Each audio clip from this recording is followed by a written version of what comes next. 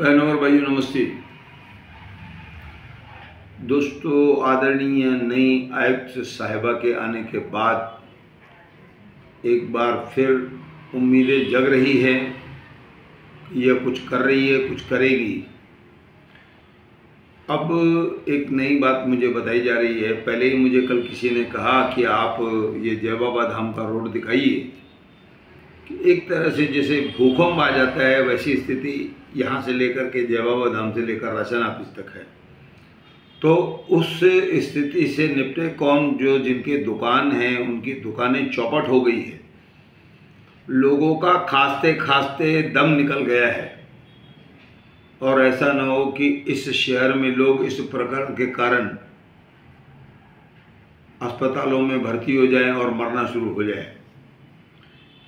बार बार गड्ढे खोदे गए हैं। किसी ने बताया कि 400 करोड़ रुपए का पाइपलाइन का ठेका है, तो 4000 करोड़ के रोड है।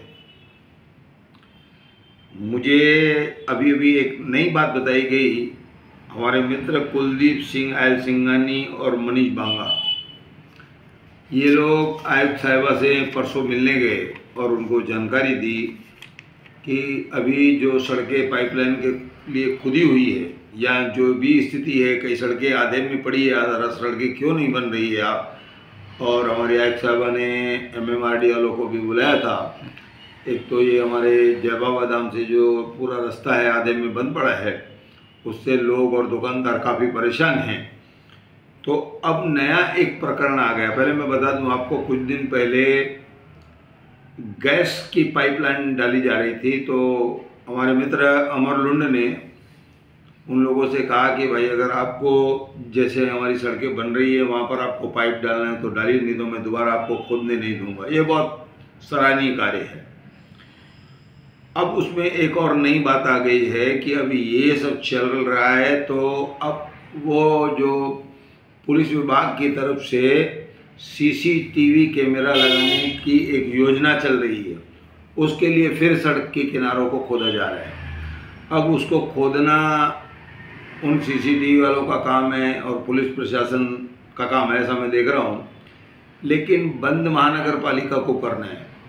अब एक चीज़ हमारी पूरी नहीं हुई है, दूसरी चीज़ हमारे लिए पहले से तैयार है। आप अगर सड़कें बना लोगे और उसके बाद से ये सब आ जाएंगे, अब आज हमको इसके लिए खोदना है, आज तो हमको इसके लिए खोदना है।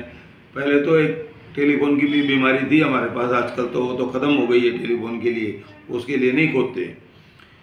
तो आयुक्त साहिबा ने ये किया कि आदेश दिया और पुलिस से निवेदन की कि जितना आपने खोदा है उतना आप रहने दीजिए और फिलहाल इस कार्य को आप रोकिए।